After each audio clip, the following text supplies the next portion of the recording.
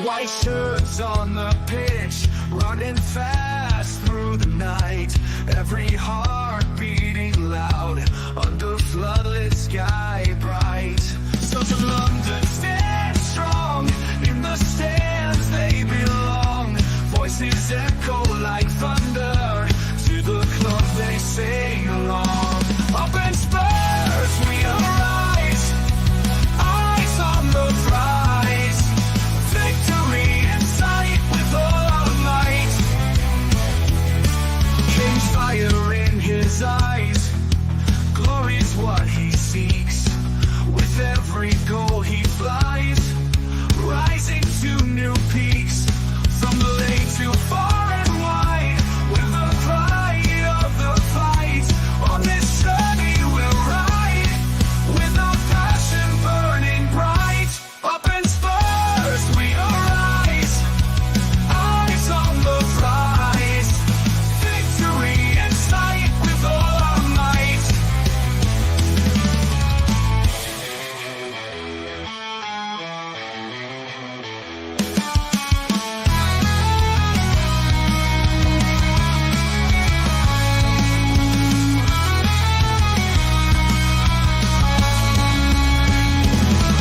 From the lane to far and wide, with the pride of the fight.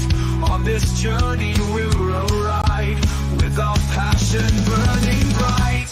Up in Spurs we arise, eyes on the prize. Victory in sight with all our might.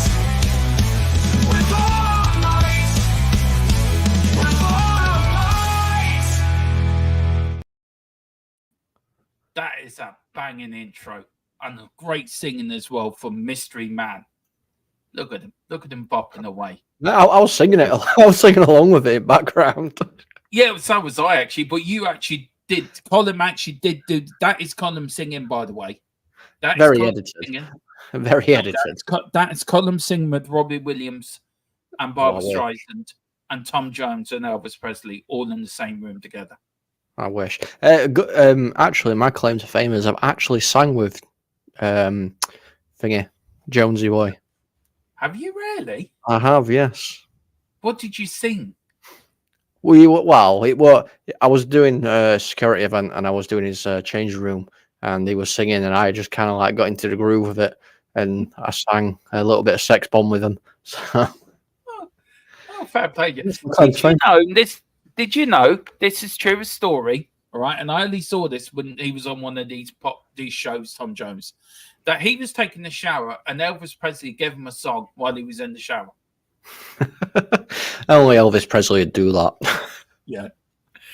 Look, I'm a big Elvis Presley fan. Shoot me down. I think the man's cool. I think the man is right. His myth is his myth, but I think he's a cool fucker. I mean that man. I mean, he'd go out and buy you a Cadillac just if you see you walking down the street. Well, buy that man a Cadillac. Yeah. I mean, who does that now? Nobody.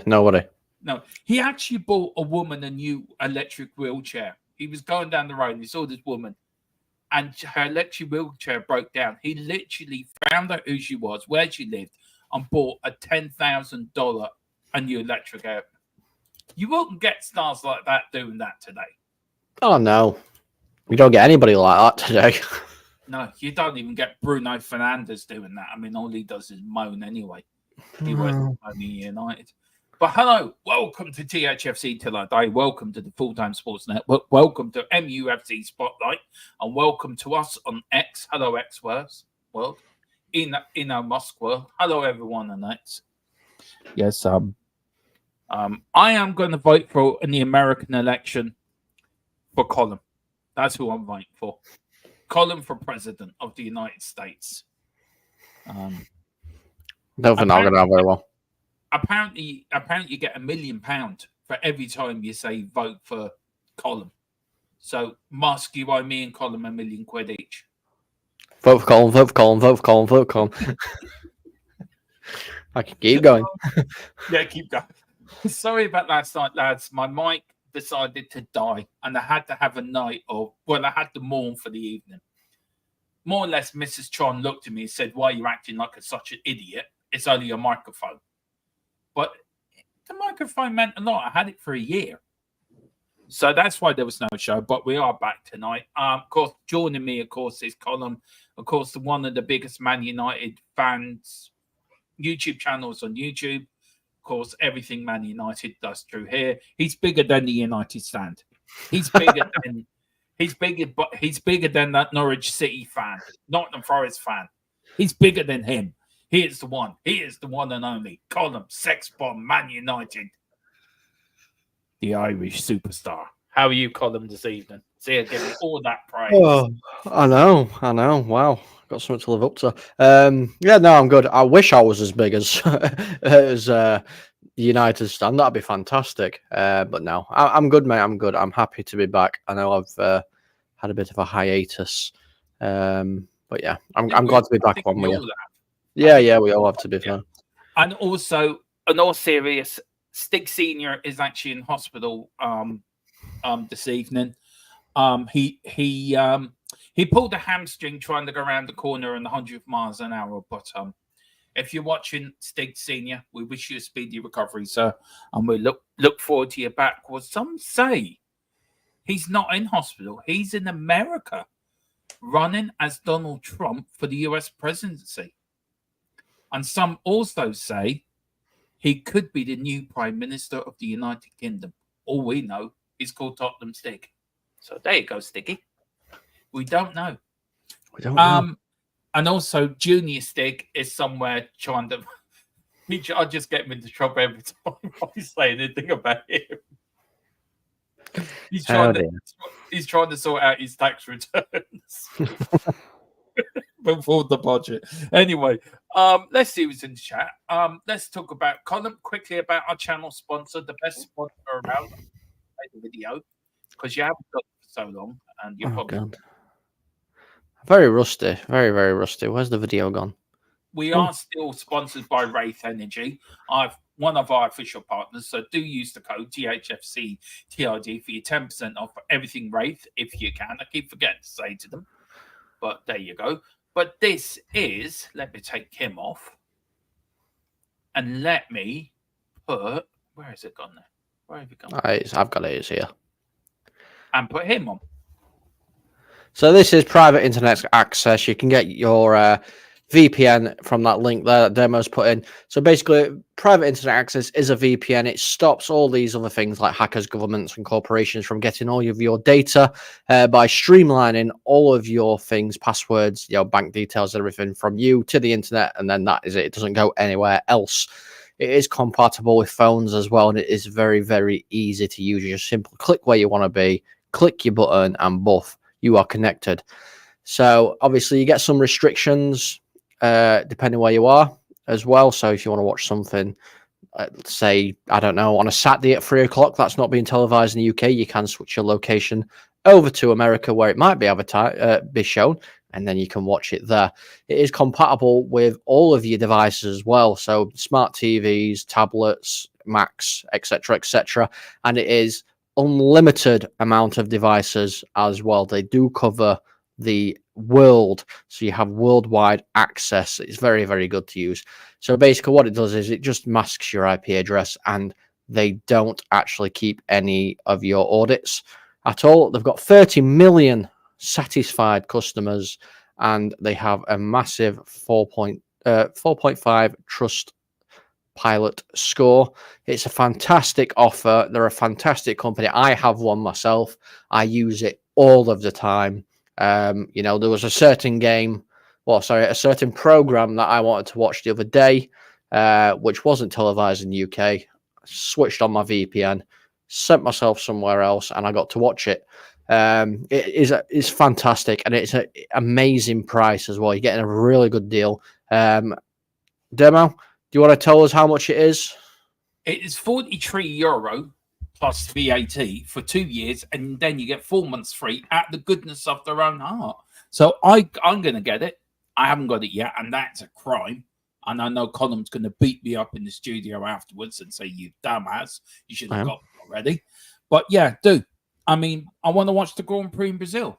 maybe I want to watch it on Brazilian time this weekend. So I'll get the VPN and I could be in Sao Paulo, summoning up with Max Verstappen and Lando Norris as they go around the corner, banging wheels. I could be sitting on the grid. Who knows? But do get it. €43 is a good price. It really is. It's the cheapest on the market. Let's see who's in tonight as well. Big up to DJ Samuel. Big up DJ. Do pick up your memberships as well, guys, and also send in our super chat and also super sticker. It does help us along as we reach 2K. Big up to Matty Bassett as well. Big up. He says Volkag has gone violently. I know Colin was so happy he danced a jig. It was that good. He actually rang up looking for Fatley to bring back Riverdance. If anyone's old enough to remember Riverdance, I am. And that shows how old I am.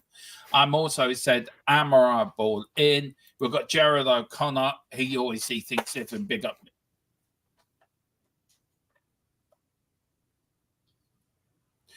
Criminals. What was that? The death stare. Mrs. Chong gave me the death stare, just give me shivers right down my spine. What surprise? Like, she just gave me the death stare. I went, oh, fuck. I'm in trouble. Criminal said Ten Hag getting the sack after what he's done for Man United. I no, will it's not. Do you want to give Gerard... Do you want to respond to that? Because, I mean, looks like Gerard liked a bit of Ten Hag.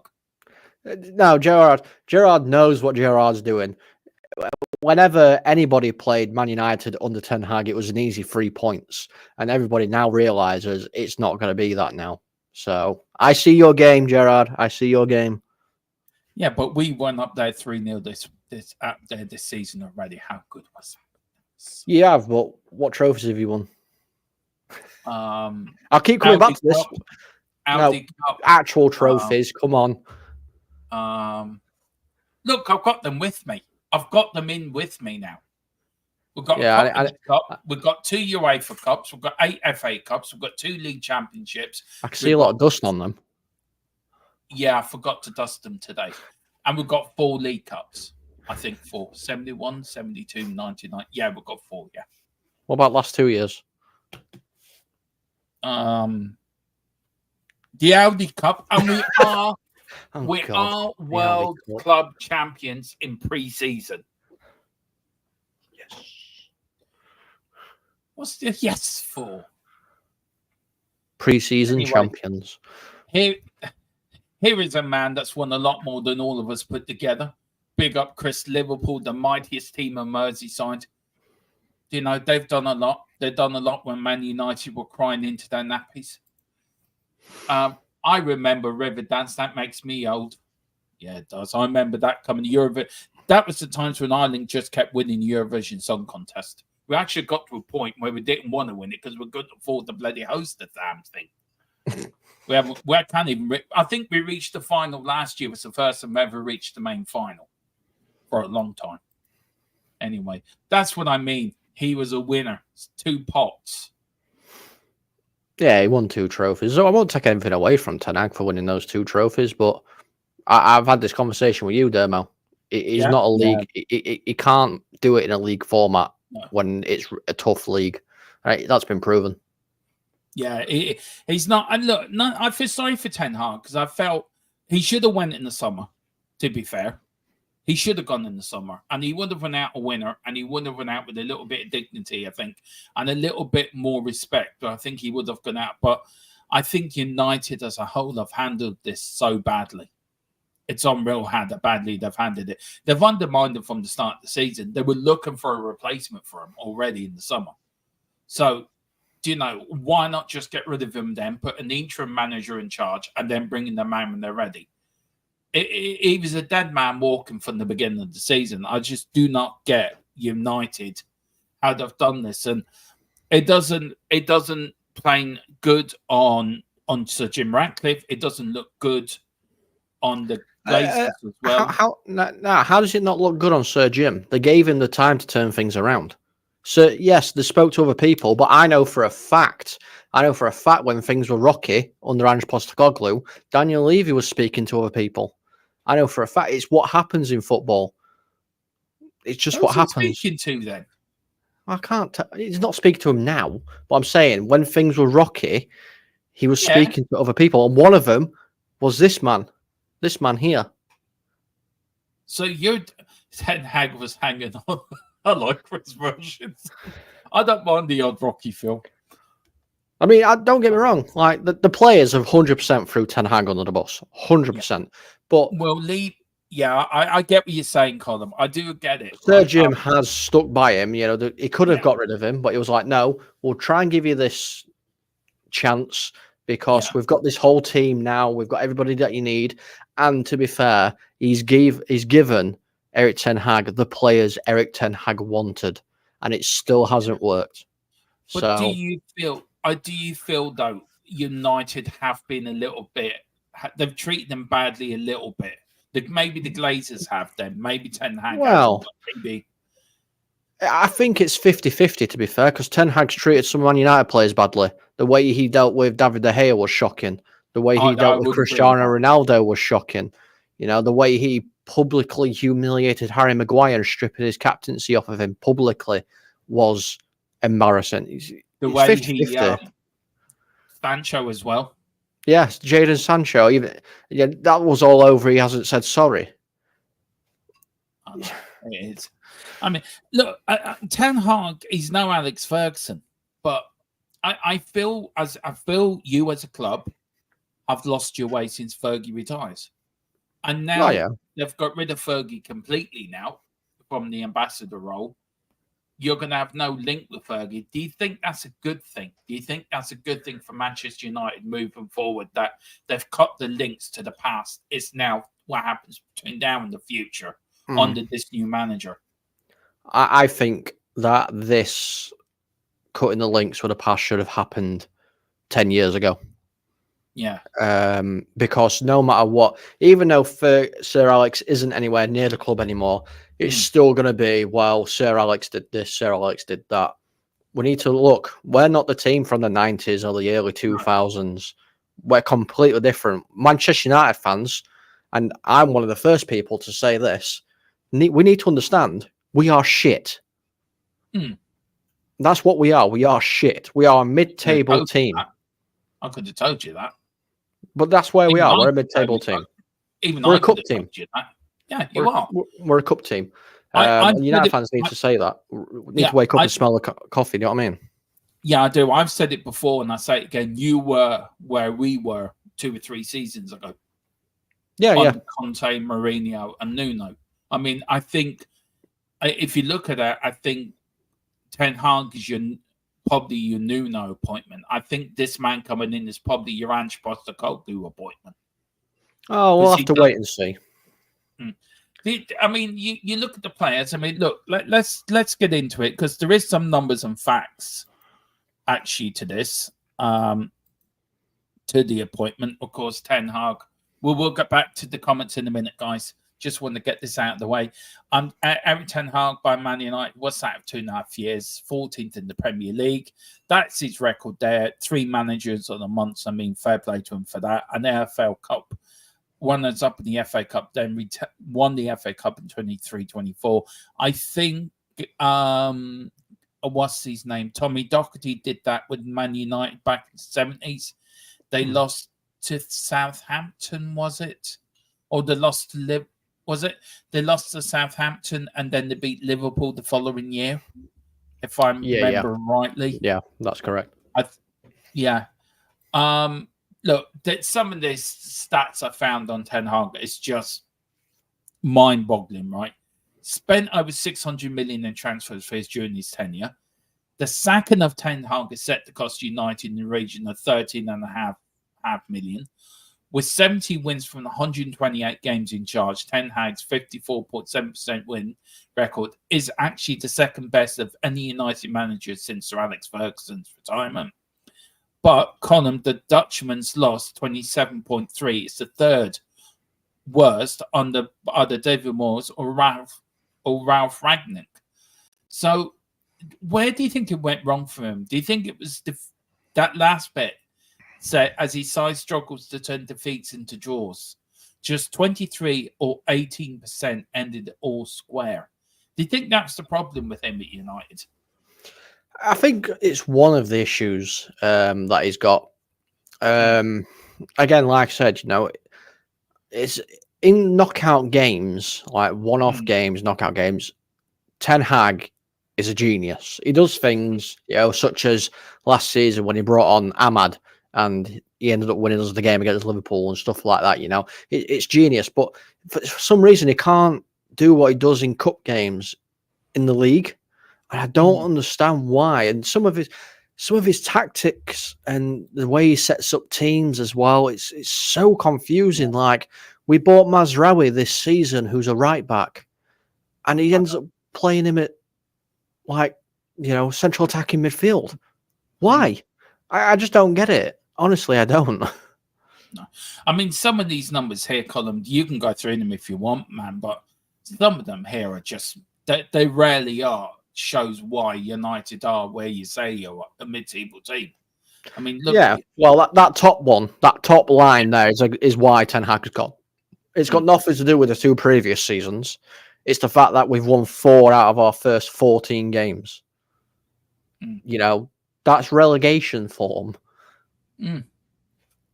That alone is the reason why he's gone. Yeah. I mean, after 9 games of the Premier League season 11 2019, only Crystal Palace and Southampton 6 have scored fewer Premier League goals than United's 8.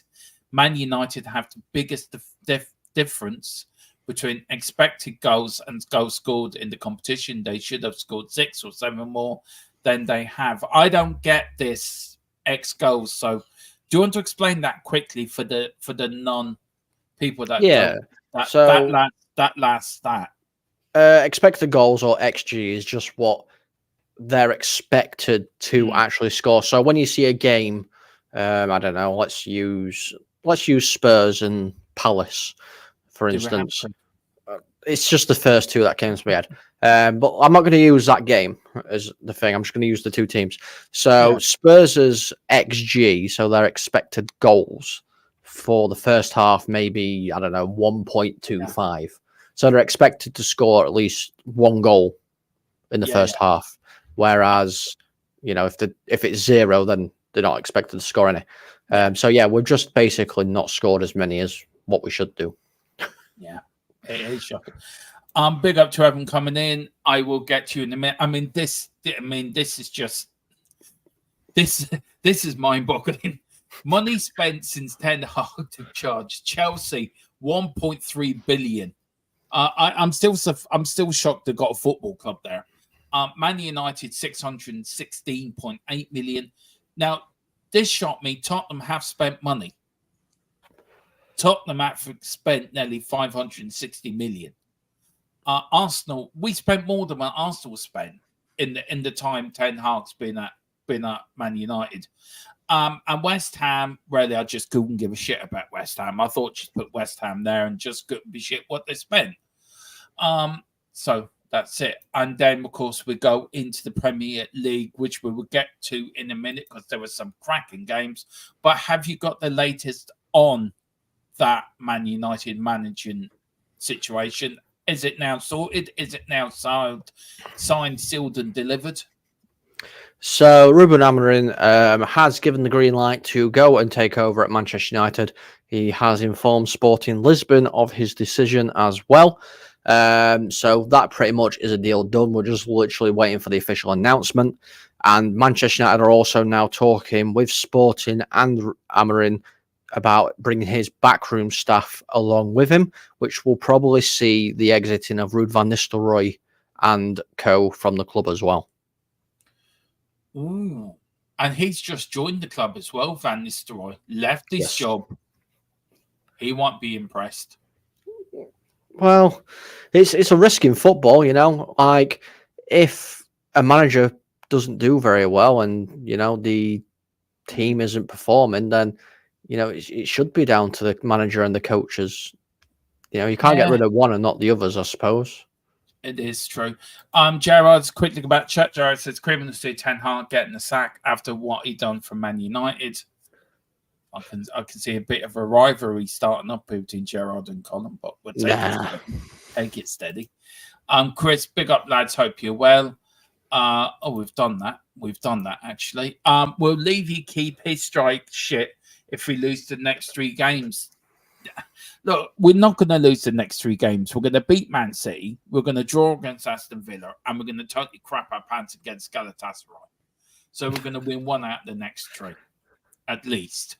So Ange be right. I mean, going away to Galatasaray. I mean, that is. I saw the home fans for that last home game. I mean, they're fucking mental. I mean, it looked like the whole stadium was on fire. Yeah, they're crazy. Like it's a horrible ground to go to. Yeah, the Galatasaray ground is awful to go to. Thankfully I've never been there. But I've got a friend who has been, and he's actually a Leeds United fan. So this is going back, quite a bit. Yeah, and he said he's never felt so scared in his life. And this lad is like 6'4", and has to turn sideways to walk through doors. Is that big? Oh, Jesus. Couple of years, Man United were playing in the Championship on a cold, rainy Tuesday night in Stoke. No, that's supposed to say Manchester City. Yeah, probably is Man City. They will be playing in the Conference League. He was dumped under the bus. Gerard thinks Ten Hag was treated harshly. I don't think he was. Four wins out of 14 games, you deserve to sack. If that was Ange, won 4 games out of 14 games, I expect Levy to sack Ange. So that's football. Ten Hag was hanging on like Rocky Balboa versus Ivan Drago. But we all know who won that. Rocky did. He beat the big man. I love the bit when he gets cut and he goes back to the corner and trying to go, he's not a machine, he's not a machine, he's a man, he's a man. And I'm sitting there going like little Dermatron, right, about 10 or 11 go, but he is a man. Well, he's not a machine. What's he on about? Fucking idiot. Little Dermo taking it literally. Yeah, literally, yeah. We actually watched it at school. Like our history teacher put all the Rocky films on one day for us. It was so great. My schooling, when I was at school, it was cool. We didn't do any learning. We just watched Rocky. He was the sacrificial lamb. Do you want to respond to that? Who was a sacrificial lamb? I think is the first. I think Ten Hag, Ronaldo.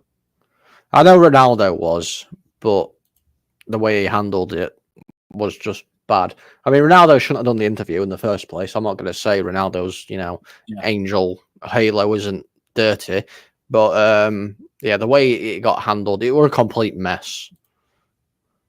Yeah, it was. And Gerard says Nuno is doing better than Ange. I mean,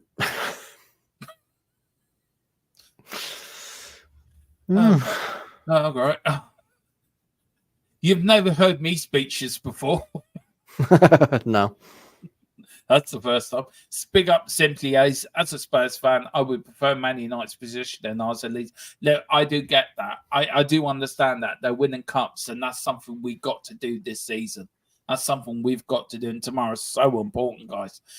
Ten Hag trying to confuse the opposition with so many different tactics. Ten Hag confused his own players with all these tactics. It didn't work against us. We stuffed you 3-0. El Tel Cockerell, evening, Dermo. Evening, El Tel Cockerell. Hope you're doing well, sir. And we've got another legend in. We've got a few legends. Gerard, you're a legend as well, man. The real N7 year. Lewis, big up, Lewis. If we lose to Ipswich, should Ange be sacked? When we playing Ipswich? God knows. When you playing Ipswich?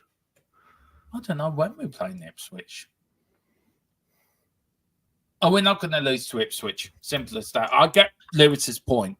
I think if we lose the next 3 games,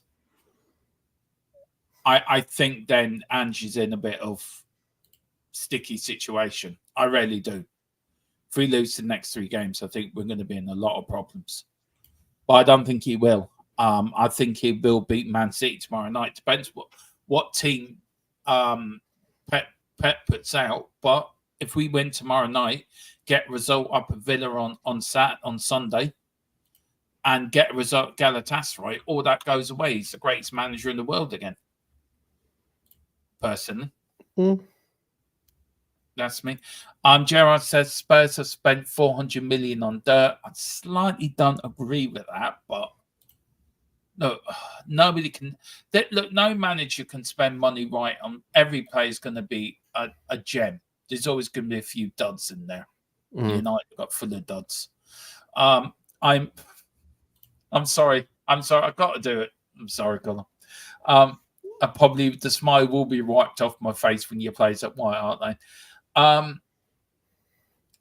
am shocked that Chelsea don't end up in debt. Chelsea, that's a funny one for me, right? How come Chelsea have not been looked at like Man City have been looked at? Chelsea have been looked at, just not as in depth. They've actually just recently had a fine for lack of discipline as well. Chelsea are in trouble. Chelsea are in trouble with the way the things that the world's going at the minute, the football world. They are being investigated with a lot of things. That'd be good. Chelsea and Man City out of the Premier League. Double happy days. Gerard said Harry Bassett is on his way to Old Trafford. That's the latest, Dermo. Good up to Harry Bassett. Big up Luke Chaplin. The Poppies Kettering Town Football Club, established club 1872, formed, turning professional. The club gadgeted that through 12 different leagues from 1892 until they become founding members. Something I never knew. You learn something new. Every day is a school day. Every day is a school day. Big up, Gerald. Look at Spurs' home record home and away, Domo. The stats don't lie. Andrew's one lucky man. If he was at Old Trafford, he would be sacked by now. Look, I think there's a difference between us and Man United. I think there's an expectation that United have to win the league.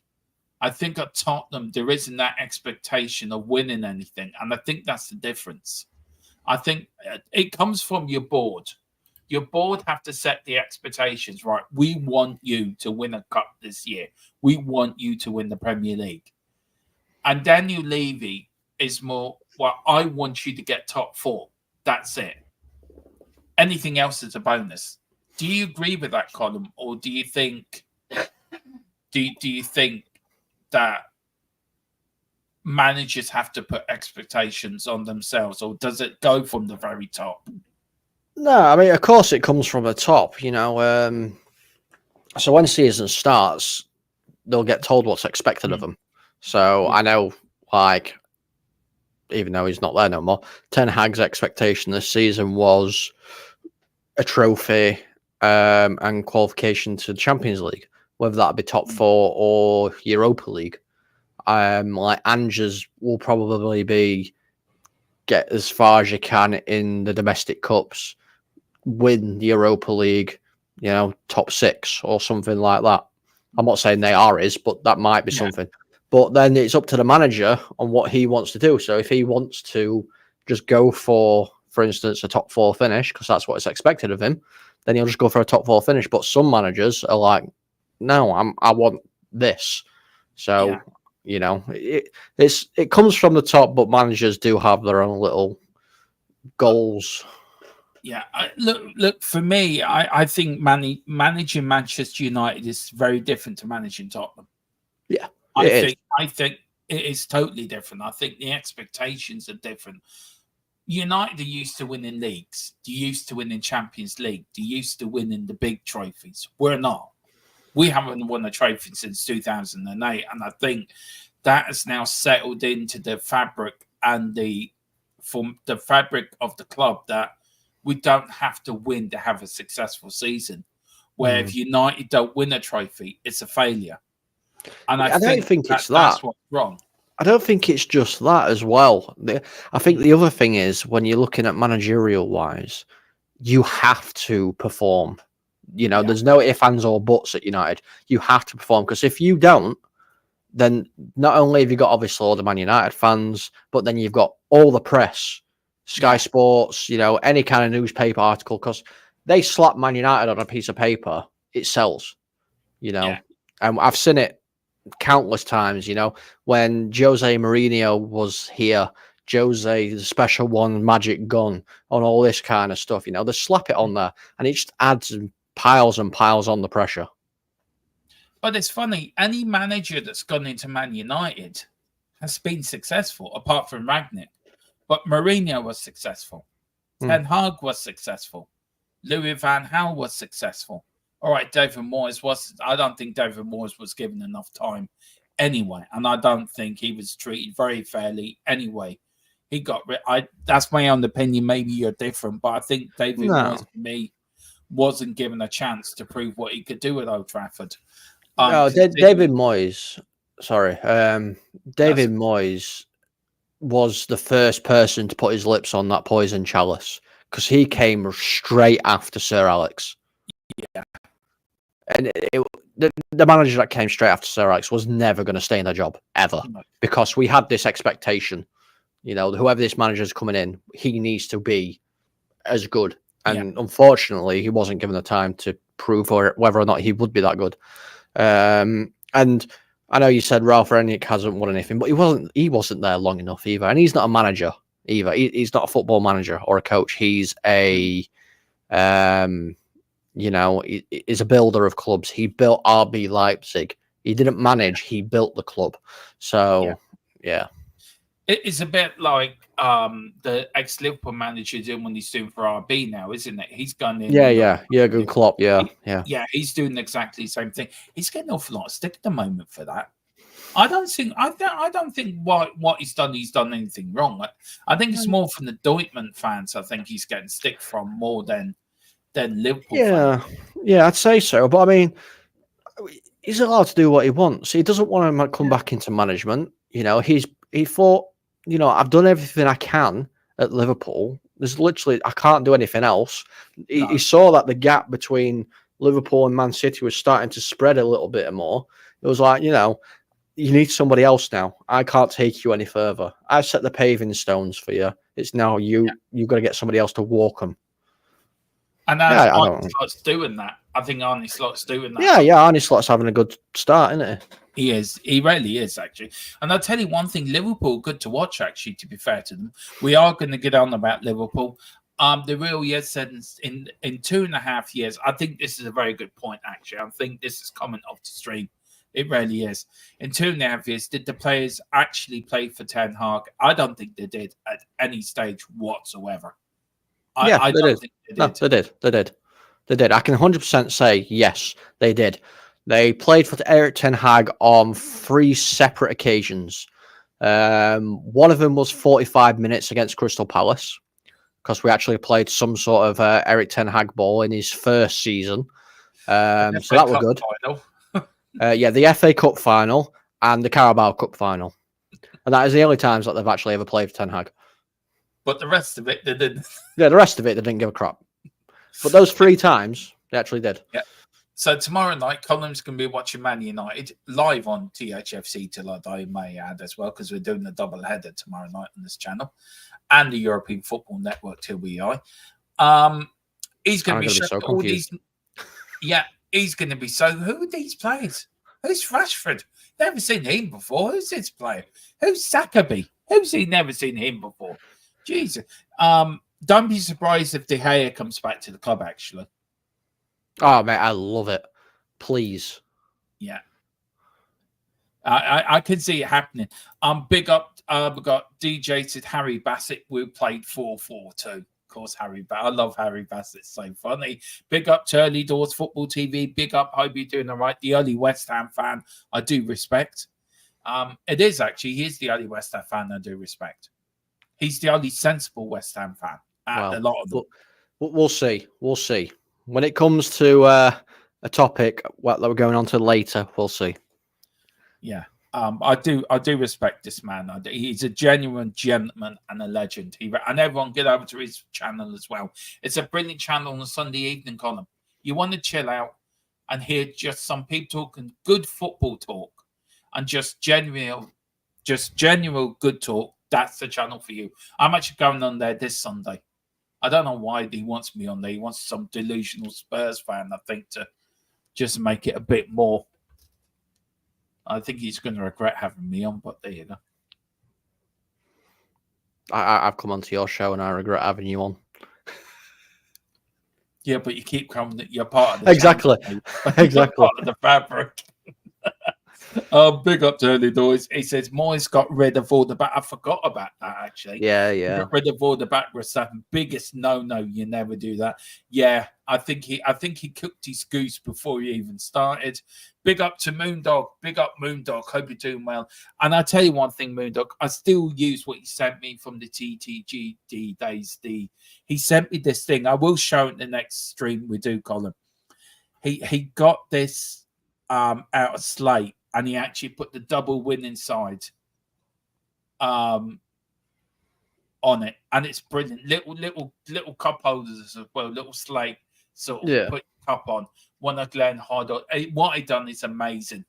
I'm wondering if you do something for THFC till they die, if you can do an updated version for us, Moondog, but if you can, I would appreciate it. But he does some great stuff. I mean, stuff he's got, and it really is fantastic. Gerard, big up. He says, Damo, Spurs board had no expectations. Why did they hire Conte and Jose? Well, Conte, what do you keep looking at? You looking for your new manager? No, I'm stretching my back out because I've got a little knot.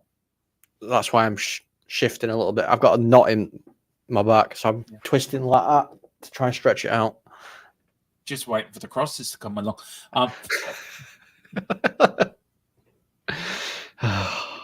Yeah.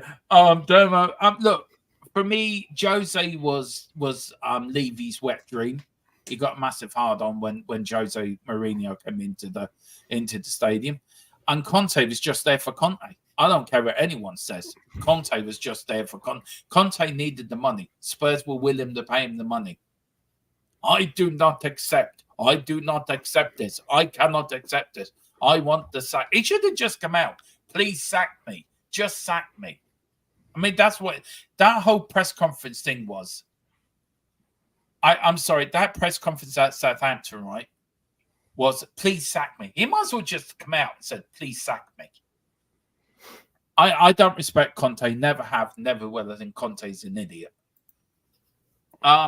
Look forward to it being on there. So I'm looking forward to it too, man. So everyone, please get over to Early Doors Football TV, a great channel. Moondog looks like Wurzel Herbert, who comes on my show. Oh, there you go. Got Wurzel Herbert. Get to meet him. That's exciting. Look forward to meeting Wurzel Herbert.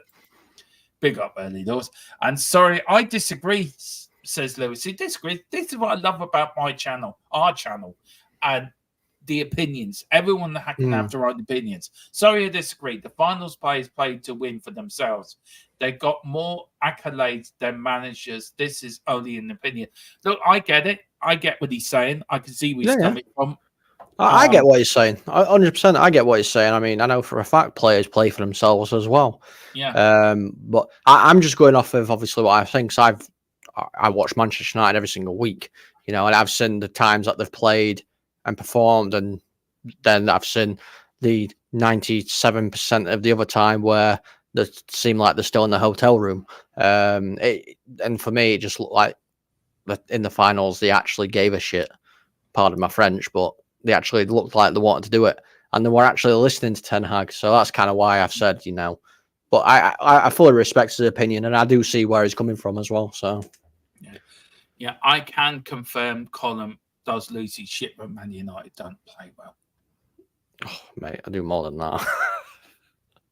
Anyway, let's start with Friday night football. Of course, it was Leicester against Forest. A cracking game of football, actually, really was. Two of the promoted sides. But Forest came out 3-1 winners. Column, Ryan Yates, Chris Wood. Ryan Yates on the 16th minute. Chris Wood with a double, 60th minute. And Jamie Vardy, the old warhorse, on 23 minutes. It was 1-1 at half-time. The officials was great persons. Darren Bond, James Bond's brother, who cannot referee a game. And please, for the love of God, just sack the player. He cannot referee a game. Paul Turney and Harry Leonard was the assistant VAR. Do you think this is more a good result for Forest than Leicester for staying up in the Premier League? Oh, 100%. Forest need to be winning these games. You know, they're the more established Premier League side. If we're going off recent history, you know, they are the more established one. I know Leicester have won the league more recently, but Yeah. I mean that's going back a while now. It's in itself. But I mean, I didn't watch the game. I watched the highlights of it, and you know, trust Chris Wood to be the person that's won Forest the game, the ex-Leicester boy. You know, and he celebrated as well. So, but look, Jamie Vardy must be the only player left out of that championship winning side. Actually, there. No, I think they've got. I'm sure Ndidi is still there as well. It might be Wilfred Ndidi. I'm sure he's still playing. But that, you know, for me, that's a great result for Forest. Really, is and Nuno is doing a cracking job up there. I have to say, fair play to him. Then, of course, we get the first games on Saturday. Villa at home to Bournemouth, 1-1. Ross Barkley in 76. But Bournemouth came in on 90 plus 6 minutes. It was near at half time. The referees, of course, Chris Kavanagh. Craig Person was the fourth official. Matt Donahue was VAR. And Gerard Gillette. The closer you can get to the closer. I forget what the Gillette thing is. The best your man can get. Exactly. Assistant VAR. I think this is drop points for Villa. I think this is actually not. I think this is Champions League hangover. Bournemouth, they should not be drawing with Bournemouth at home. This should be 3 points for Villa. And my view, not a great game, to be fair, what I saw of it. And I think Bournemouth were lucky to get a point out of it, in my opinion. It were a dull game, and like you said, it probably was a Champions League hangover. But I wonder if the fatigue is now starting. I know we're early on in the season, but Villa, you know, this is the first time they're back in the Champions League, and they're having to put everything they've got in those Champions League games. You know, because they haven't had an easy run. Let's be honest. You know, they played Bayern Munich, who aren't any slouch of a team in the Champions League. But yeah, I think they're very, very unlucky not to have got the 3 points, even though it weren't a great game. But you know, I'm not going to take anything away from Bournemouth either. You know, they got the job done. They needed to get a goal, and 96th minute they did. So it's all about, isn't it? Winning your home games and picking your points up away from home, isn't it? Really? Yeah. To be fair, and they did that, and they did that very well. But what gets me is Aston Villa should be beating these teams around them. Yeah, they should. They should, but you know, like I say, if you're just used to playing once a week every Saturday, or you know, the odd occasional twice a week, you can cope with that. But like I said, they're having to put so much effort into Champions League games, and I mean, with what I've watched them play in the Champions League, and they come off the pitch and they're absolutely shattered because they ran their arse off to win the game. So you know, I am expecting a little bit of burnout. Just a little. We'll go back to the Premier. I want to bring up Gerard here. He says, Domo, what do you think of the miracle Stephen Kenny has performed at St. Pat's? I think he's done well, to be fair, Gerard. This for the League of Ireland. I think Stephen Kenny's not a bad manager. I just did not like what he was doing at Ireland. I just don't think he's an international manager. I think Stephen Kenny's a very good club manager, but international manager, I don't think that's his thing. And then, of course, Friday night decides the title, and it does. And it is, at the moment, Sherburn could win it. The ex-Ireland player, manager, what's his fucking name? His name's going out at me. They are, all they need is a win on Friday, and they are the championship. So, Shamrock Rovers in second, St. Pat's on third. Derry City have had a good season in fourth. Galway City in fifth. Sligo Rovers on sixth. Waterford in seventh. Bohemians in eighth. Drogheda United in ninth. And Dunkirk, I think, will be relegated. Win 10th. Also, just a little thing about my county, my little county of Wexford. I shall get that up now. We were in the playoff final yesterday. I will try to find the result of that. And they lost 17-2. No, they didn't. No, they didn't. If I can find the result of that. Anyway, yeah, we're away to Cork City on Friday at 7:45 at Turner's Cross. I don't know if we won. Gerard, could you let me know how Wexford got on? I think that they were 1-0 down. And I forgot. I was listening to it. And I just couldn't.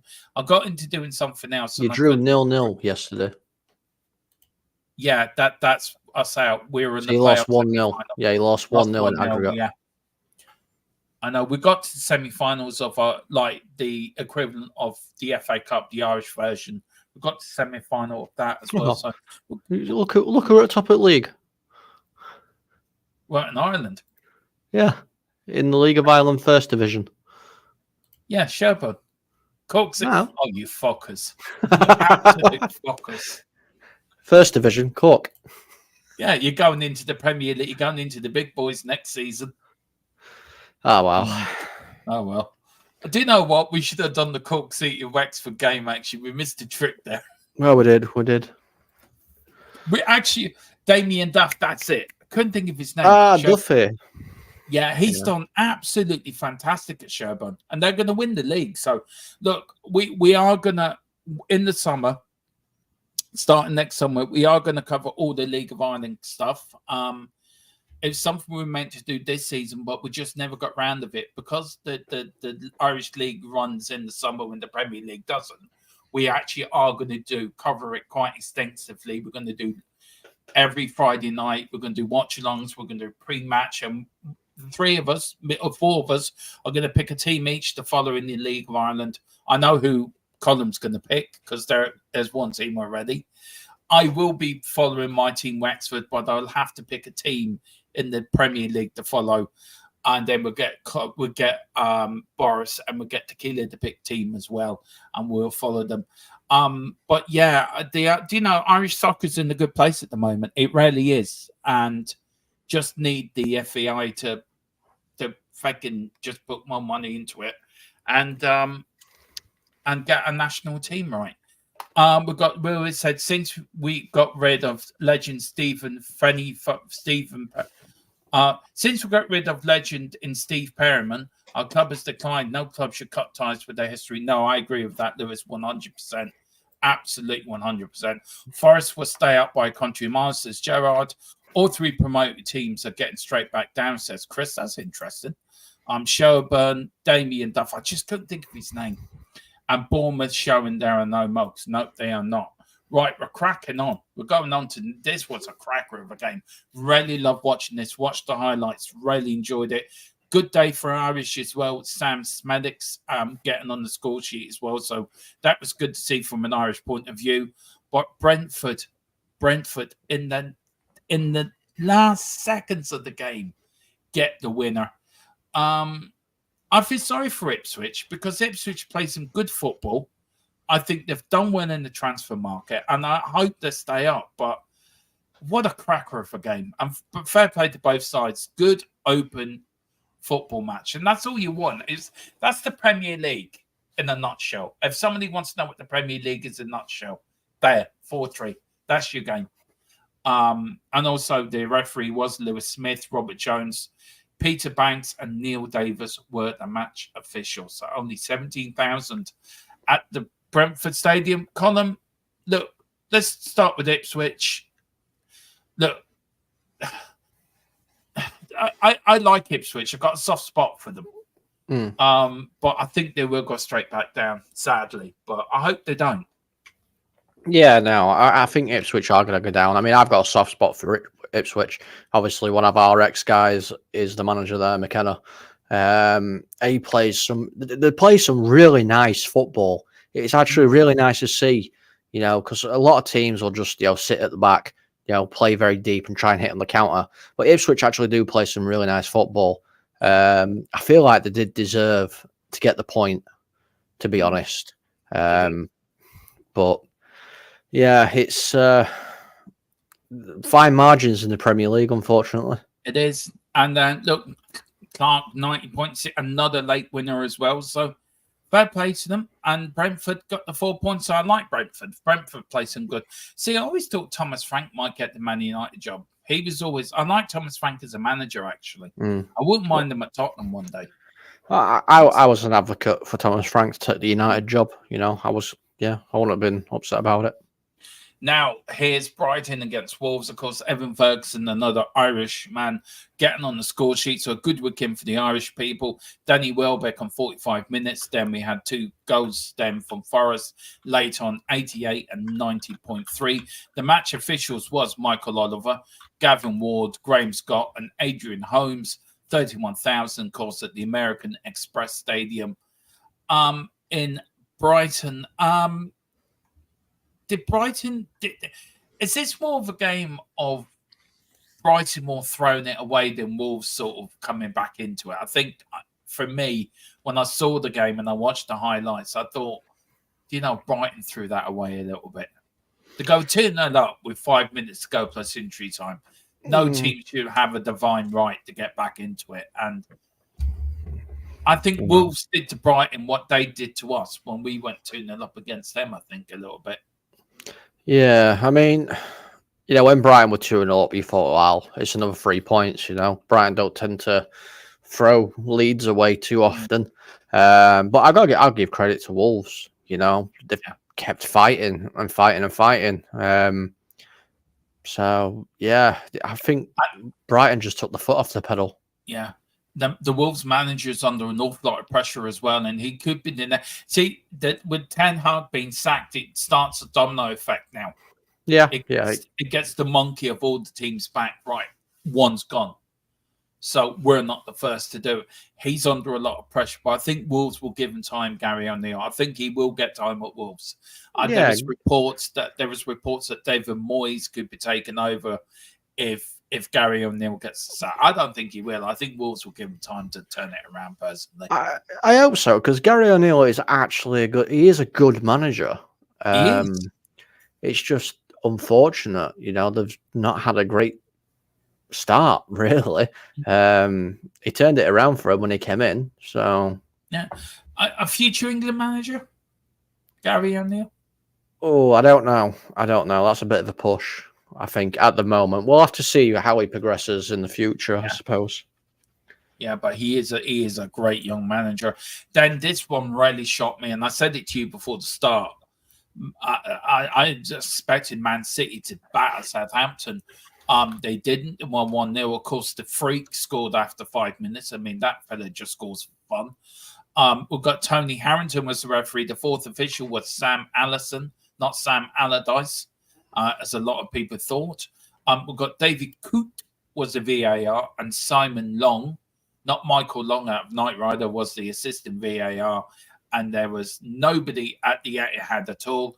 As you can see, it was played in front of a zero crowd that had dummies in the crowd instead of fans. That's a typical City game. Yeah, it was a typical City game. It was played in front of dummies. Look, I don't think Man City are the same team after have been past 4 years. I don't think they're going to win the league this year myself. I don't think they're going to win anything. I think they just want to win another Champions League. Do you feel all this FFP stuff is now starting to creep into the manager and the team as well? No, I don't think it is. I think the biggest issue is at the moment for City is there's no De Bruyne and there's no Rodri. They're having to play Kovacic as the Rodri, and he can't play that role. I don't think there's anybody in the Premier League that can play the Rodri role like Rodri does. And they are two of the key players. I mean, you look at it and it's like, okay, 1-0. Southampton, did very, very well and stuff.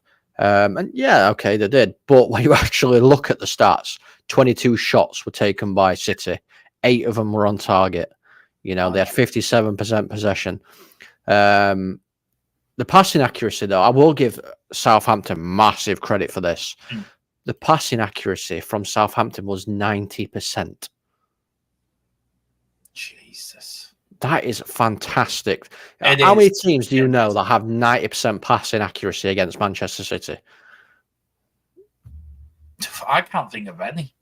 This is what I mean. This is what I mean. You know, Southampton were lucky it was only 1-0. But, you know, I think they did play well. So big props to them.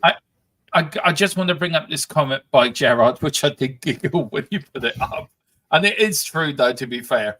I don't even you can deny this one. Shamrock Rovers are doing better than Man United in Europe. I know he spent 500,000. Yeah. It's all right. Wait till this man here. Wait till this man starts. Yeah, I giggle with a big one, Gerard. I love that one. Yeah, I know what you're saying. Wait to then. But anyway, that was then. Then of course we've got this one from Everton. Again, another late goal for Everton. Beto, after 4 minutes into injury time. Alex Wawombi on 61 minutes, 38,000, of course, the last season at Goodison Park. The referee was John Brooks, Lee Doherty, Stuart Atwell, and Constantina Hazardiduza was the assistant VAR. Try and saying that when you're drunk. Try saying it when you're sober. Yeah, I just totally. If you are watching, I do apologise for killing your name. And of course, that was a boring game, a boring result. And I don't know. I just think it was just a fair result, I think, on the day, to be fair. Yeah. Both teams. It wasn't a massively fantastic game, to be fair. No. And I understand, obviously, it's an important point, very important point for Everton. And Beto, I mean, the way he celebrated his goal, it was like he's just won the Champions League or something. It were crazy. I was like, oh, well, okay. But it's passion. I actually enjoyed it. It's passion. So, yeah, I like that. I feel sorry. Sorry, I do apologise. I feel sorry for the Everton fans because they've been through hell. And they're going into this new stadium next season, possibly playing in the Championship. It could happen. I don't think it will. No. Well, that was the last game of the Saturdays because we're going now into Sunday. We've got the first game of the Sunday games. Chelsea beaten Newcastle 2-1. Nicholas Jackson after 18, Cole Palmer 47, Alex Isaac under 32. Of course, the match officials were Simon Hooper, Robert Jones, Gerard Gillette, again was on VAR, and then Ian Hussein. No jokes there. I'm not going to say anything about his surname. I'm not going to say nothing about who he might be related to. Nothing like that at all. I'm going to keep my mouth shut. This is a complete face. Keeping it straight. Yeah. You know what I'm thinking, though, don't you? Yeah. Be a good boy. Yeah, I was thinking he was related to Mickey Mouse. Anyway. Of course, nobody turned up at Stamford Bridge. Again, full of penguins were at Stamford Bridge to watch that game. I'm not going to talk about Chelsea because I just don't like Chelsea and I think they're a waste of time and I don't want to talk about them. Newcastle, they are falling off a cliff. Should the manager be worried about his job? I think so. They're owned by an oil tycoon state who want something for all the money that they've spent. So, yeah, I think he has to be worried. But it's about right as well, you know. Yeah. Like any manager should be worried if they've had that much, if they've had money spent on them and they're not performing. I know you don't want to talk about Chelsea. I'm not actually going to talk about Chelsea, but I am going to say, you know, Cole Palmer. Yeah. I mean, what a player! What a player Cole Palmer is. I love watching Cole Palmer play. I actually do. Even if he's playing for England and England are playing, I'll just watch it for him because he's such a joy to watch. He really is such a talent. Yeah, it literally. Like, I watched the interview he did as well after the game, and you can see he just doesn't want to be there. He doesn't want to be interviewed. He just wants to play his football, and that's all he cares about. he seems a humble lad, a He is. really down to earth, humble, genuine human being. And I got nothing but respect for him. I don't think he goes into the flashy side of football. I don't think he wants to know about that. By the way, very quickly, I forgot to mention it with Man City. Rodri did get the Ballon d'Or last night. Real Madrid boycotted it. Do you think that was the right decision by Real Madrid, or do you think that's just Real Madrid being Real Madrid? Yeah, of course it's the right decision. How has Rodri won the Ballon d'Or? How? Really? Yeah. I can think of 3 players that perform better. You know, Yeah. Vinicius Junior is one of them. Mbappe, and you can put Erling Haaland up there. yeah, you could do actually. You could actually put Harry Kane in that bracket for Yeah, what you could put Harry Kane. Yeah, you could put Harry Kane. Do you know what I mean? How has Rodri won it? I think that's a good. I think that's a good topic for a podcast. Actually, is that Ballon d'Or rigged? And I think it is. I think it's rigged. Of course, it's rigged. Just go quickly through the rest of these guys. Of course, 1-0. We lost to Crystal Palace.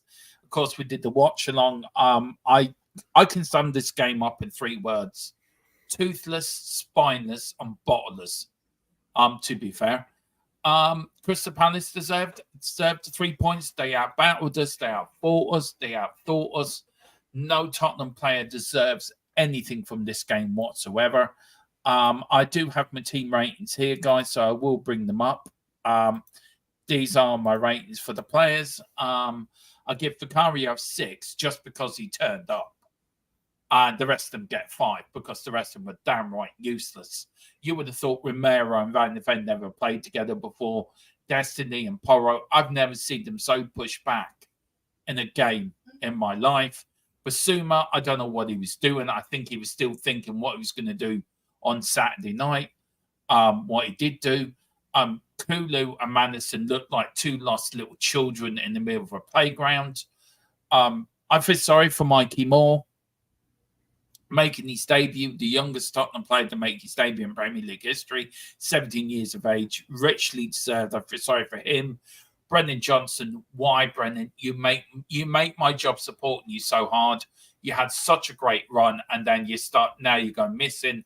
And Dom Solanke. He really is Dom Solanke because he's not scoring. And I'm glad you're finding this funny. And as for the substitutes as well, Papa Sarr, I don't know where he went. He didn't come on. He just disappeared. Bentancur, I don't know what he did. He just come on and just for the numbers. And Timo Werner. Right, I'm going to say this now. For the love of God, for anything that is holy, if God is a Tottenham fan and he's looking down, please, for the love of God, just tell Werner to go back to Germany and stay there.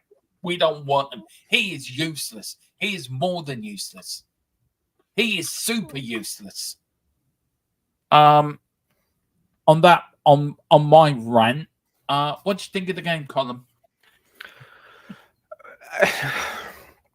I don't know what went wrong, honestly, because you were bullied. We were. You were complete. I mean, I said it obviously in the chat before, whilst you were live. You know, if you let them bully you, they'll bully you. And if you mess up once and they score, that's it. They'll just defend for the rest of that game. You know, they'll put a low block in, and you won't be able to get past them. And that's exactly what they did. I feel so sorry for Moore. So sorry, because out of every game, you could have given him his debut. I know, obviously, needs must, and he needs to get game time. But to go to Selhurst Park as your first game, a very hostile crowd, you know, they're on top of you in that stadium. There is no escape. You know, I know professional players can deal with it, but, you know, I had to feel sorry for the lad. I really did. He's got talent, and I think, obviously, this game won't affect him in the long run. But yeah, I think a better game would have sufficed a lot more, I think. I think Romero, I think his eyes are looking at the white jersey of Madrid, if I'm going to be honest with you. Yeah. Gerard, Gerard's just said it as well. I think that's where his head is at the moment. Yeah. I think Porro's head might be turned, if I'm going to be honest with you, because if you've been reading recently, he's now being linked with City to replace Kyle Walker. Yeah.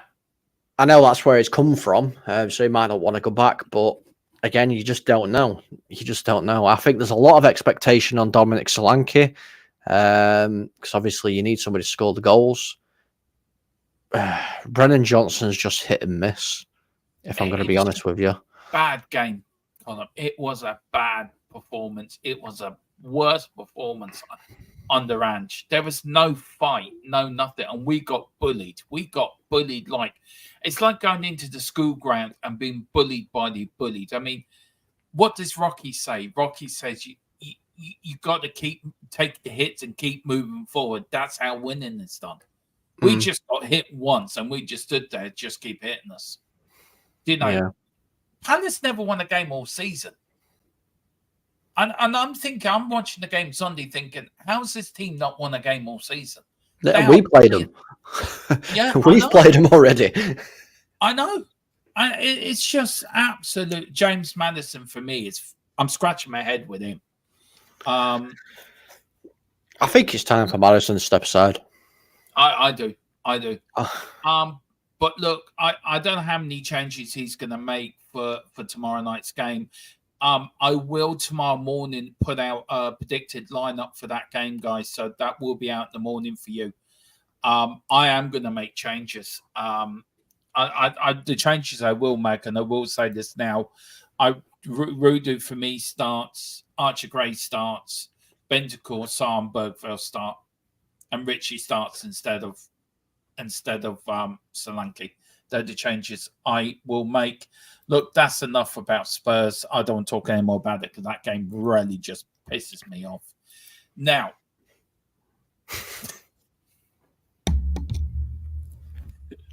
from one game to another. We had it. Oh, can I just add? The officials should be investigated for corruption, especially that Darren Bond. Him, I think every official from every single game on Sunday should be investigated. Yeah, right. Okay. I just go through the normal. West Ham did beat Man United 2-1. West Ham, of course, went to lead on the 74th minute. Casemiro equalised on 81. Gerard Bourne then scored a penalty, which wasn't a penalty. There shouldn't be a penalty, but was a penalty. Column is still trying to come down from that. The officials were David Coote, Thomas Bramwell, Michael Oliver, your favourite referee, your favourite VAR person of the whole wide world. I know he's on your Christmas list. Oh, yeah. And Stuart Burt. And again, nobody turned up at West Ham. Mind you, they couldn't see them because they're so far away from the stadium that they're using binoculars to watch the game. The only decent, as I said, early doors is the only one I respect. But please tell me early doors, why do grown men like playing with bobbles and Barney the dinosaur? Please tell me that. I don't get it. Breaking news, Barney the dinosaur is now missing in Soho with a girl called Camilla. And our mascot's with him. So if you do see Tottenham's mascot and Barney the dinosaur, can you please send them back to their respective clubs? Thank you very much. Go on. Talk us through the game. Oh, I will bring up the VAR why it was overturned. I'll get to that in a minute. I think that's the only talking point of the game. No, I'll get to that in a minute. Man United should have had this game wrapped up at halftime. It's as simple as that. I think we hit the crossbar twice in the first half. Yeah. The side netting 3 times. You know, we could have been 3-4 up at halftime. West Ham just didn't have a clue how to deal with what we were doing at that point in time. And then West Ham did some absolutely amazing tactician and bringing on the Crescencio Somerville, and he was prolific. Everything, mate. He was ridiculous. He ran us ragged. and he got his goal. Casemiro got the equaliser, good header. I think it was actually, he flicked it on from a header from Xerxes, who tried to flick it in the net and it was going wide. So thankfully Casemiro was there. And then let's get down to the elephant in the room. Jared Bowen scoring a penalty in the 92nd minute which was never a penalty, never a fucking penalty in a million years. The referee did not award the penalty at all. It was VAR that overturned it. It was never a penalty. It's a coming together. I've literally, and I'm not just saying this because I'm a Man United fan. Micah Richards on Match of the Day said it. He's a Manchester City fan. Yeah. Alan Shearer has said it. Yeah. Gary Neville has said it. I know what Gary Neville's going to say it anyway. Gary Lineker even said Gary it. Lineker has said it. Everybody has said it has never been a penalty in its life. Yeah. I do you watch their podcast, Lineker, Shearer, and Richards? It's a very good podcast, by the way. I love watching it.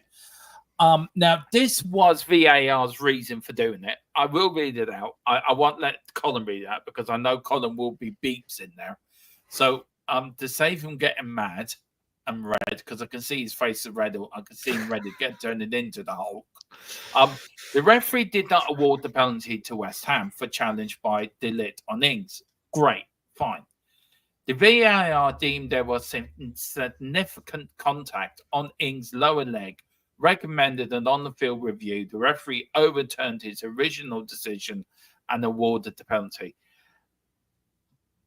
Colin, how long between the referee saying no and the penalty given? How long went by? God knows how, mate.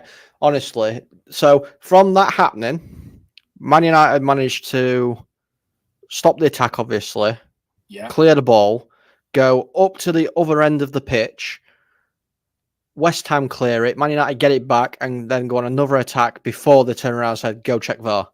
So there were probably about 45 to, I'd say, 2.5 minutes of play, give or take. There's probably not towards the back end, but there was a very big period of time. And the thing that annoys me, Dermo, that annoys me is if you actually watch it, the ball hits the ground and bounces up. I know. Two players are going for it. What are they meant to do? Both players are going to go for it. Of course, there's going to be contact. It's a contact sport. I know.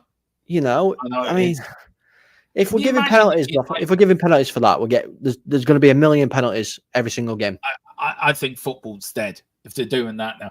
But imagine if United scored, right, got a winner, right? That would have been chalked off, and they would have gone back and gave the penalty. Can you imagine the United fans in that stadium? And look, I'm not trying to say, please don't think, I think there's no room for violence in football. There isn't. But do you know what I'm getting at? They would have been absolute uproar. Yeah, they would have been on the pitch. Yeah. Guaranteed they would have been on the pitch. I mean, see, the thing that annoys me so much is they've turned around and said, you know, the on-field call is what we're going to stick by. Yeah. VAR will not get involved unless it's a clear and obvious error. There was nothing clear and obvious. There was nothing clear and obviously wrong at all.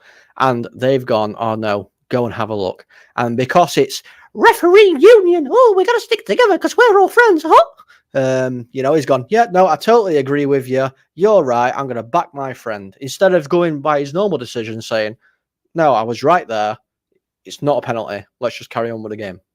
Look, I want to do a show on this on VAR. I think with how long's VAR been in for now? Oh, God knows how long. But, you know, the thing that annoys me is, Dermo, VAR, the whole system is not a bad system.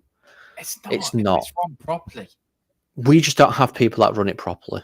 That's what it is. It's working amazingly in the La Liga. In La Liga, it's spot on. In America, it's spot on. Spot on. Why is it? It's awful here. This is what I mean. It's just awful here.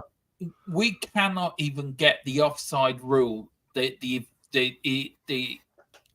Semi-automated offside rule, yeah. Yeah, we can't even get that in properly. And it's been run all over Europe, the Premier League. Oh, we'll get it in sometime. Yeah. And how hard is it, though? But, Dermo, how hard is it, yeah? I mean, me and you could watch a game as VAR officials. Yeah. And somebody score a goal, we're checking it for offside. Yeah. It's not going to take us, like, a minute and a half to 3 minutes to draw some lines on this screen. We should do that, We actually should do that. If we could do that, I would love to do that. Watch a game as VAR officials, you and me, and actually see how we see the game to how VAR see it. I actually would love to do that. We should do that, Colin, actually. I think that would be a very good experiment, actually.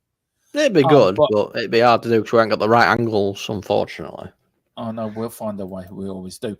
Of course, the last game, of course, on Sunday, of course, the half-full kickoff was the big one, Arsenal against Liverpool. Bobby would have been absolutely dancing around his Wolves chairmanship room. We all know Bobby owns Wolves. We all know when he does his watch-alongs, he does it from his chairman's office in Wolves. Yeah, that's why he doesn't do watch-alongs when Wolves play. Yeah, because he's actually, some say Bobby is the Wolves owner. Some also say he also is behind Arteta. At Arsenal, he is the owner of Arsenal. Who knows? But some say Bobby is Jose Sarr. Yeah, but all we know he's called Bobby from Full Time Sports Network. Big up Bobby if you're watching, by the way. I know he's been under a lot of stress and a lot of workload as well. Boy, soon, bless him. So if you are watching, Bobby, look, catch up to you soon. Look, just very quickly, 60,000 at the Emirates. Saka give Arsenal the lead. Arsenal went then Virgil van Dijk. That man's amazing for me. He's a great defender. I think he's a great footballer. Equalised on 18th. Arsenal took the lead in 43. Then Mohamed Salah, who gave up playing under Jurgen Klopp, has now come back with no hair and scoring goals for fun on the 81 minutes. Fair result, I think, at the end of the day. But I did say before the show started, and I'm going to finish it, as I said to you in the back room, I think this will see Arsenal's. I think this will be the point that will make Arsenal not win the league this season. You say fair result. I say robbed. And Arsenal were robbed because they had their winning goal chalked off for a foul when it wasn't a foul. Oh, yeah. I forgot about that. He's gone up, he's out-jumped the player, and the referees blew his whistle. Not a single, but bear in mind, not a single Liverpool player was calling for the foul. They carried on playing. Yeah. Arsenal were robbed. And once again, I hate it because we're fucking talking about it all the time. Awful officiating. Yeah. As you can see, I haven't even bothered putting the officials up because they were that bad. I think this is just me just now. Games look, the Premier League as a whole is a great concept, but I think it's just VAR thing. This is, of course, the Premier League, the top 8. Man City are top of the league, of course, 2 points clear of Liverpool. Arsenal in 3rd on 18. Villa in 4th on 18. Chelsea 5th, 17. Brighton in 6th on 16. Nottingham Forest 7th on 16. Tottenham 3 points behind Forest and Brighton. 4 points behind Chelsea, 5 points behind Aston Villa and Arsenal. Man City unbeaten. They've won their last 3 of the last 5. Liverpool's well unbeaten in the last 5. Arsenal 1 defeat in the last 5. Villa, another good one in the last 5 as well. Chelsea 1 defeat in the last 5. Brighton 1 defeat in the last 5. Forest 1 defeat in the last 5 as well. Tottenham own 2 defeats in the last 5. If you're looking at that league now, and with the FFP that's going on at the moment, Man City, I've said it before and I'll probably say it again till the season ends. Does it need another team to win the league for the Premier League to look like a proper league? Would it be bad for the Premier League and Man City won the league and then they were expelled from the Premier League as champions. I mean, yeah, of course it'll look bad, but we can't just take away from the fact that it's Man City. They're the dominant force in the Premier League. There's no two ways about it. Whether they've got there legally or illegally, they're still putting the performances out on the pitch every single week. I don't want them to win it. Of course I don't. To be fair, I don't want 1 or 2 to win it currently. I'd much prefer number 3 or number 4 to do it. But now, as much as I keep saying it, I keep trying to will it into existence that somebody else wins it, someone like Arsenal. I know that's not going to go down well on this channel, but I just don't want to see City win it again. No. I think it's a 2-horse race myself between City and Liverpool, personally. I don't think Arsenal win it. Personally, I don't think. But look, what do I know? Look, that was the Premier League review. Yeah, I hope you've enjoyed it. It's something that we are going to tweak with it. We are going to make it better. We are going to put more stuff into it. But again, apologies for no show last night. The pre-match was supposed to be tonight. This week's been a bit cocked up because of the mic issue, so I do apologise. Colin, thank you so much for coming on. I know we're going to be doing more shows together. I think we're doing the Premier League preview on Friday as well. I think we're going to see, can we get Boris come in and that, or we're going to get Rebel to come in as well, another Man United fan to give it. And we're going to try to get other fans on as well for these Premier League reviews and previews. Apart from being on here, sir, thank you so much for coming on. Where can people find you? No, it's always a pleasure to be on Talking Football with you, Dermo. Yeah, you can find me over on Full Time Sports Network, or you can find me right here on the MUFC Spotlight channel, which is my Man United channel. And also, even though we've done absolutely nothing on it, don't tell everybody, you can find me on Double Done Gaming as well when we actually do stuff on Double Done Gaming. I know every single time I've come on this show, I've gone, we're going to do something. We've got a podcast. We're going to do something. We're going to do something. Guys, we're going to do something. I promise. I promise. I think we might do something during the week, actually. Might even do something Friday night, actually. God knows. God knows. But we are going to. But I'm telling you, we're going to do something. I was doing on there my Premier League Road to Glory. Yes. I did tune in once or twice on it and saw you got sent off. Yeah. But that's just demo. Yeah, that's just me. Listen, thank you all for watching. We're back tomorrow. What's the day tomorrow? Tomorrow is Wednesday. Game day. We've got Tottenham Team Talk. We've got the watch along, and we've got post-match live, of course, tomorrow as well. Thursday, we've got the post-match show. We'll be doing that at 8. Friday, we've got the Premier League review with me and Colin. And then Saturday, Spurs. When Man United playing? We've got Chelsea on Sunday. We're playing Sunday as well. So Saturday, we may do an around the grounds. We may do look, I want to talk about VAR. So me and Colin will talk about it in the background. We'll talk about it in the next few days. We may do something about VAR because I think that needs to be talked about. And we'll see can we get a few people on as well to join us, make it into a bit of a debate.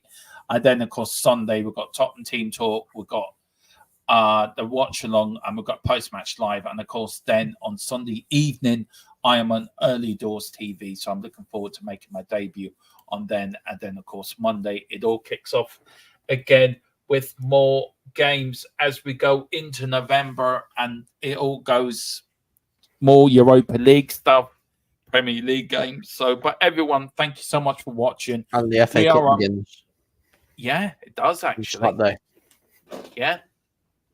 Who's Donny got? Donny are away to Barrow. Well, we might even cover that one. But we just won. We've won today. We just won today. Oh, well done. We beat Barnsley 3-1. We are, as you can see, on 1,937. We would love to get to 2K before Christmas. It really would mean a lot to me, Colin, Tequila, and Boris as well. But I want to finish this stream on a sort of positive note. Please, in the comments, if you can, and in the comments after the stream, probably in here as well, can you please send your best wishes to Colin Tequila? He's in hospital at the moment. Not very well. He has got COVID. So please, everyone, wish him a speedy recovery, and we can't wait to have you back, Stig. We miss you on this channel. We miss the Stig. So we'll leave it there. Do you want to say anything else about that? Yeah, obviously, if you are watching, buddy, just rest up. You know, we're all here for you. You need anything, just give us a call. So hope you get well soon, mate. And look, I have said to him, come see me. You know, we've got lots of good things coming up, so get better. We've got lots of fun coming up. Me and Colin have a little surprise for you when you're better. I hope it's not what we were talking about earlier. Yeah, it is, yeah. Oh, God. Yeah. We won't say what we were talking about earlier. No. On that bombshell. On that bombshell. But Gerard said, it's a great show. Thanks, Colin. Totally enjoyed it. Thank you so much. Cheers, Gerard. This show's going to be tweaked. It will be tweaked, and it will be made a lot shorter and a bit more in depth. A bit more streamlined. Yeah, your new show's coming out as well. Tottenham's Tactics show's going to start coming in, isn't it, as well? Yeah, it's going to start coming in. I would have done it yesterday, but again, you know, we've had that many technical issues. Yeah. So apologies for that one. Hopefully my mic is working. I'm using an old mic and I've got some earpods, Bluetooth. But hopefully my sound was okay. But whatever you do, thank you so much for watching. God bless you all. Look after each other. I normally say, come on, you Spurs, and big Andrew trust, but I think we should send out Tequila. Get well soon, mate. We're all thinking of you. Come on. We need Tottenham State back. And come on, Ten Hag. In him we trust. He's been sacked. I know, I just wanted to say it. Oh, okay. Anyway, poor old Ten Hag.